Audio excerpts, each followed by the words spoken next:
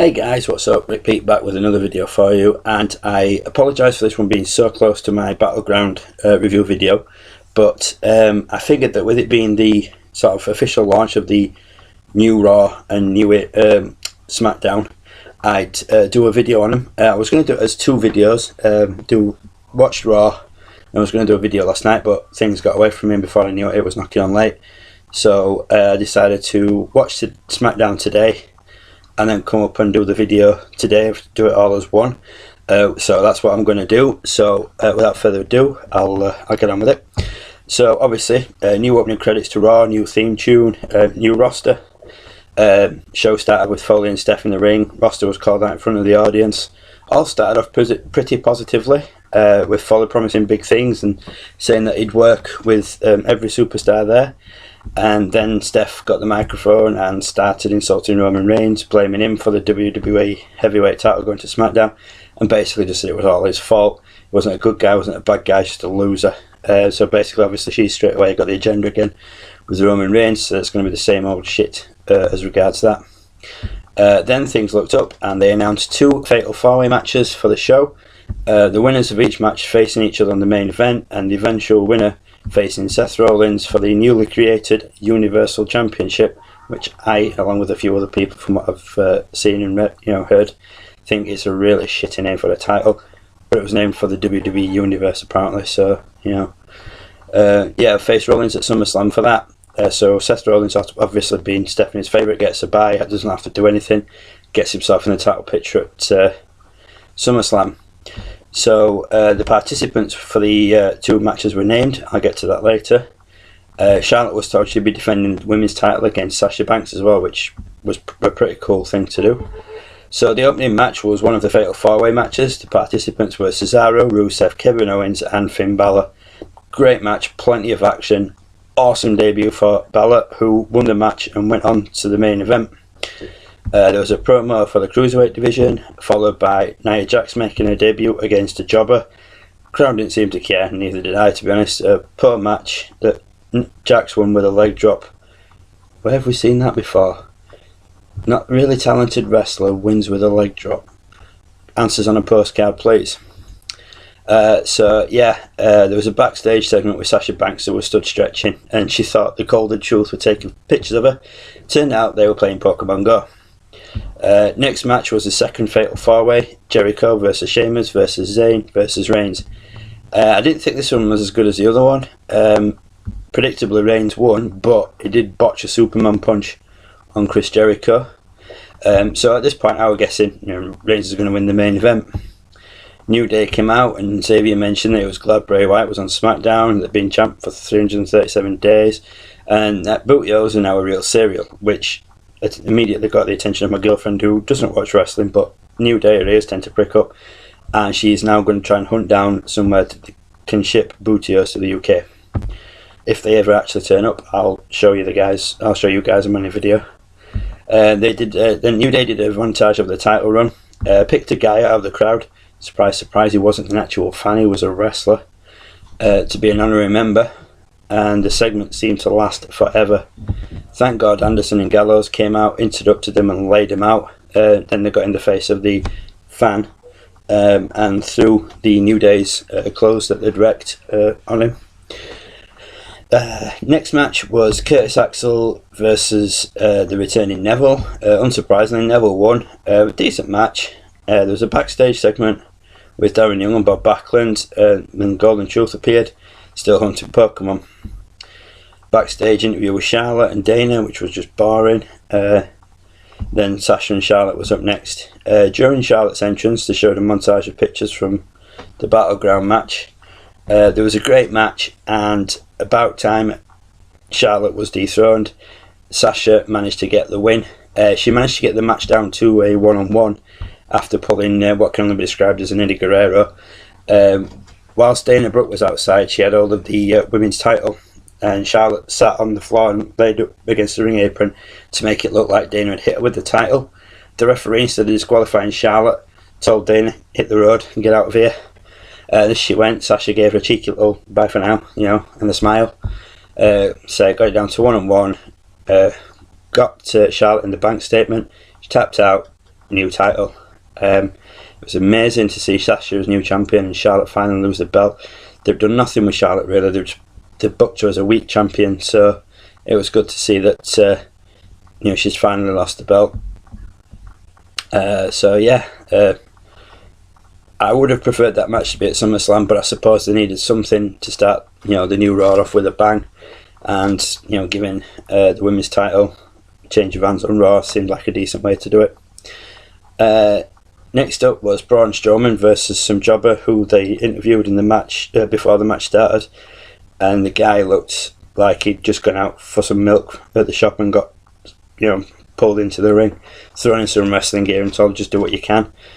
Squash match, didn't really do anything for Strowman, didn't make him look good or anything. It was just predictable as hell. There was more Golden Shoes Pokemon hunting. Then Enzo and Cass were up in the ring, and as they were cutting their the promos and doing the thing that everybody loves, the Shining Stars interrupted. So obviously a match was scheduled, so that started. A little bit of back and forth. Just when it looked like Enzo and Cass may be in trouble, R-Truth walked through the middle of the ring while Goldust was at the side shouting him and telling him, "You're walking through the ring, there's a match going on." R-Truth just rolled out of the ring. That distracted Primo. He turned around and caught a big Cass boot to the face. 1, 2, 3, win for Enzo and Cass. So that came up to a main event time, Balor versus Reigns. I was expecting Reigns to win. I was well surprised and happy that Finn Balor won. It was an absolutely amazing match. I was just blown away by the fact that Balor won. Won with a coup de grace as well. Absolutely just great. Couldn't really, at the time I was just so pumped that Balor won. Wasn't expecting it, so it was just a really nice bonus. That was Raw. Now on to SmackDown. So that show started with Shane and Daniel Bryan talking into the camera, telling the people watching what new SmackDown is all about. It's about the roster, the people watching, and then as they made their way through, it went out into the arena, and there was like other people around here. They made their way down to the ring, and all the roster were lined up around the ring. Shane announced the first SmackDown exclusive pay-per-view would be Backlash, so I'm guessing there's going to be 2 pay-per-views a month now, one from each brand, apart from your big ones like Mania, Rumble, SummerSlam, Survivor Series, which Survivor Series might predictably have SmackDown versus Raw teams, but I guess we'll find that out in due time.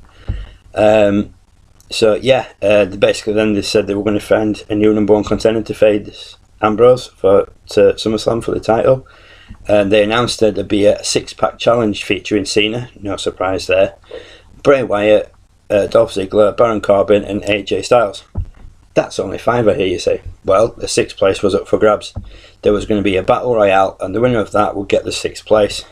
So the Battle Royale was the opening match. During the match, JBL dropped a bollock and said Sin Cara when it was Kalisto. I think Kane was holding him up, and like I said, JBL said Sin Cara and it was blatantly Kalisto.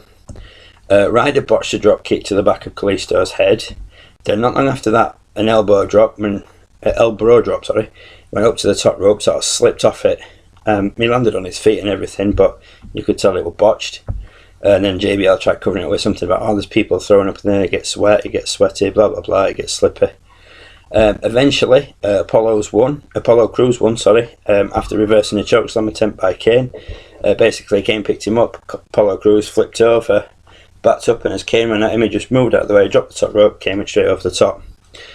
So yeah, Apollo Crews won the Battle Royale. After that, there was a promo from Ziggler saying that he was going to take the opportunity to make it to the top, etc. Mentioned banging his head against the glass ceiling, which I assume was a bit of a poke against a previous setup where he was never really given a chance after his last title run to do anything major. Next up was a Battleground rematch. We had Becky Lynch versus Natalya. In my opinion, this match was better than the Battleground match, not just because Becky got the win.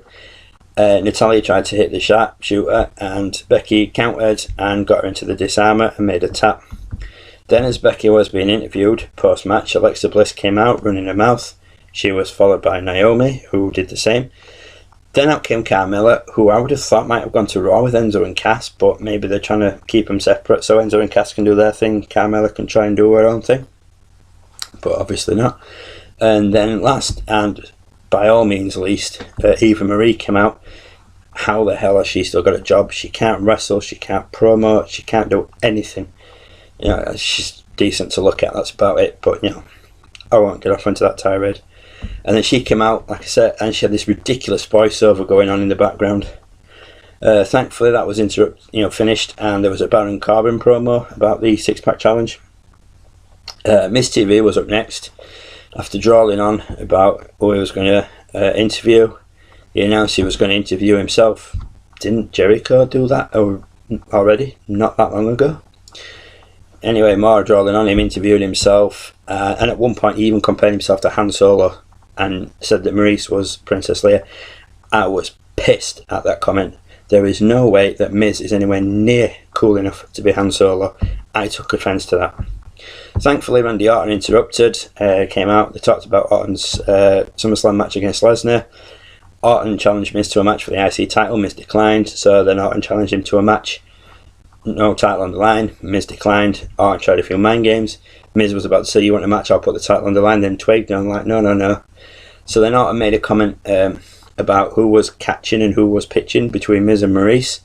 That seemed to annoy Maurice a bit more than it did the Miz, so Maurice accepted Orton's challenge.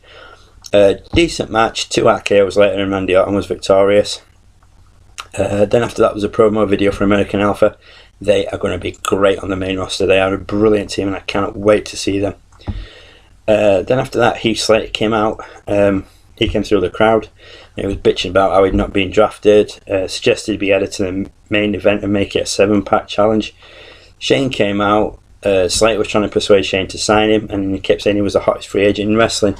Rhino popped up from, I'm assuming it was underneath the ring, because he was like Heath Slater in the ring, and then all of a sudden Rhino just appeared behind him outside the ring, climbed up, and Shane made a comment about, "Oh yeah, I'm looking at the hottest free agent in wrestling right now."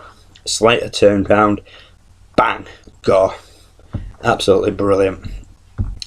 Next up was a promo from AJ Styles on the 6-pack challenge, and then there was a Bray Wyatt promo, and then that followed him, making his way to the ring. Apollo Crews was out next, then Baron Corbin, then Dolph Ziggler, then AJ Styles, and obviously Cena was last. During the match, there was a lot of focus on Corbin and Crews. In the match, there was plenty back and forth with everybody else, but there seemed to be a long period of time where it was Corbin and Crews. Then it was just like mental. It came back, and there were it must have been from adverts, and there was 2 towers of doom set up in each corner with 3 different people on each side. And then after that, it was just spot central. Sister Abigail, followed by the zigzag. By this point, the referee had been dragged outside. AA by Cena. Pele kick from Styles to Wyatt. And then Cena hit Styles with a AA. He kicked out at 2. There was a slight lull. Then it all went mental again. Crews did a crossbody from the top rope to Cena. Cena caught him, did the roll through where he stands up with him like that, hoisted him up. Did the AA on him. It took 2 attempts, but he finally AA'd Baron Corbin. And then Styles come flying off the top, the middle rope, the top rope in the middle. Hit Cena with the phenomenal forearm. As he stood up, he turned around and got super kicked by Ziggler, went straight into the pin. 1, 2, 3. I was sat like, what? Dolph Ziggler's just won. I was as shocked as the majority of the crowd seemed to be. So that was it. Dolph Ziggler wins the 6-pack challenge and goes on to SummerSlam to face Dean Ambrose. I'm not sure how I feel about this match at the moment. There seem to be a lot of people in the crowd who are pissed. To quote Grim from Grim's Toy Shows, if you've not seen his videos, check him out. The guys are hilarious. People were pissed. I was a bit miffed. I would like to see maybe Ambrose and Styles, but they must be going somewhere with Ziggler. So, it doesn't exactly scream main event to me, but it's going to be a good match. Ziggler always puts on a good match. I've never seen him do a bad one. Dean Ambrose, same. I've never seen him have a bad match. It may not have been the obvious choice, but that's what it is. So, yeah. that's pretty much this week's Raw and Smackdown capped up for you guys. I don't think I'm going to make this a weekly thing. Like I said, this was just because purely it was the first Raw and Smackdowns after the draft and everything. So I figured I'd just do a video about it. The only reason I don't do weekly videos is it's time. Basically, my job means I do 12-hour shifts. Usually in between that, on my days off, I've got school runs, which obviously I don't have at the moment. The kids are on holiday, sorry. But you know, if there's a particularly good Raw or Smackdown or something monumental happens, I may do a video about it. But other than that, I don't think I'm going to make these weekly things. So yeah, that'll do it for now, guys. Please feel free to leave comments in the comment section about what you guys thought of you know, the shows, what you think about the main events for SummerSlam, and what you think about the new women's champion, anything like that, anything at all that I've mentioned in these videos, anything I've not mentioned that you think I may have missed out. Like I said, please comment. Please leave a like if you like the video. If this is the first one of my videos you've checked out, please check out the rest. There's all sorts of stuff in there. If you go right back to the beginning, there's restoring videos of belts that I've done, that I did myself as well. There's videos of my side plates that I bought from my replica belts. There's brief history of all sorts of stuff back there. There's plenty to keep you going. So yeah, like I said, that'll do it for me for now, guys. I'll catch you later. Bye for now. Take care.